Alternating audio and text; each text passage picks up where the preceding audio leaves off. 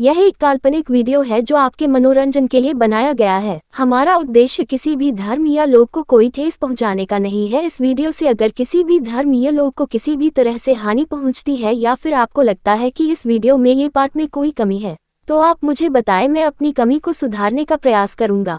अगर किसी को इस वीडियो से थोड़ा सा भी आपत्ति है तो वो मुझे बता सकता है। इस चैनल पर अलग अलग इंटरेस्टिंग कहानियां आता रहेगा, इसके लिए आप हमारा चैनल सब्सक्राइब कर लीजिए। अरावली की पहाड़ियों के बीच स्थित एक प्राचीन महल की कहानी है। इस महल का नाम था चंद्र महल और यह अपने अद्वितीय वास्तुकला और अद्भुत कला के कारण प्रसिद्ध था, लेकिन सालों से ये भी मशहूर था अपनी भूतिया कहानियों के लिए। इस महल का निर्माण राजा वीर प्रताप सिंह ने करवाया था, जो अपने समय के बहुत ही वीर और बहादुर राजा थे। महल का वास्तुकला अद्वितीय था और इसकी सुंदरता चारों ओर प्रसिद्ध थी, लेकिन एक दुर्भाग्यपूर्ण घटना ने इस महल को अभिशापित कर दिया।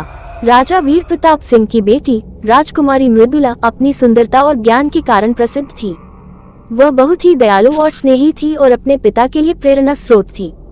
लेकिन एक दिन एक पड़ोसी राज्य के राजा, जो अधर्मी और ईर्ष्यालु था, ने चंद्रमहल पर आक्रमण करने की योजना बनाई। रात का समय था और महल में उत्सव का माहौल था।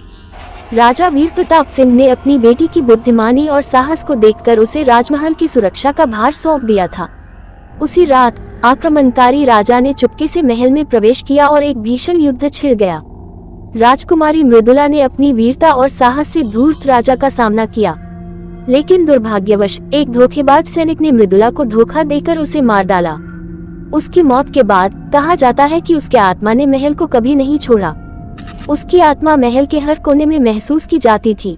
महलों में रात होते ही राजा वीर प्रताप सिंह ने देखा कि उनकी बेटी की आत्मा रोते हुए महल के गलियारों में घूमती थी। कई सेवकों ने भी बताया कि उन्होंने मृदुला को महल में देखा है। लोगों की डर से महल धीरे धीरे खाली हो गया और वीरान हो गया। सालों बाद एक युवा पुरातत्वविद, जिसका नाम था अर्जुन, चंद्रमहल की कहानियों से बहुत प्रभावित हुआ। अर्जुन बहुत ही साहसी और जिज्ञासु था और उसने ठान लिया कि वह इस रहस्य को सुलझाकर रहेगा।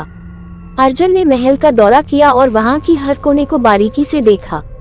उसे महल की सुंदरता और गरिमा से मोहित हो गया, लेकिन रात होते ही उसे अद्भुत और रहस्यमयी आवाजें सुनाई देने लगी। अर्जुन निडर था, उसने उन आवाजों का पीछा करना शुरू किया। रात के बीच अर्जुन ने राजकुमारी मृदुला की आत्मा को देखा। वह आत्मा ध्वस्त और पीड़ित दिखाई दी। अर्जुन ने उसके साथ बातचीत करने की कोशिश की और उसे निडरता से आश्वासन दिया कि वह उसकी मदद करेगा। मृदुला की आत्मा ने अर्जुन को बताया कि उसकी आत्मा तभी शांत होगी जब अधर्मी राजा और उसके सैनिकों को उनकी करनी का एहसास हो जाएगा। अर्जुन ने ये सबक लिया और उसने इतिहास के पन्नों को खंगाला। अर्जुन ने बहुत खोजबीन की और आखिरकार एक दिन उसने उस अधर्मी राजा के वंशजों के भयावह कर्मों का पर्दाफाश किया। वह सबूत लेकर चंद्रमहल लौटा और वहां एक बड़ा अनुष्ठान कर मृदुला की आत्मा को शांति दी। उस घटना के बाद चंद्रमहल की भयंकर कहानियां समाप्त हो गईं। लोगों ने फिर से महल में आना जाना शुरू किया और उसकी सुंदरता का आनंद लिया। अर्जुन की बहादुरी और असाधारण कथा ने उसे एक महानायक बना दिया। आज भी चंद्रमहल अपनी रहस्यमयी महिमा और अद्वितीय वास्तुकला के लिए प्रसिद्ध है, लेकिन लोगों को मृदुला की आत्मा का साया अब कभी महसूस नहीं होता।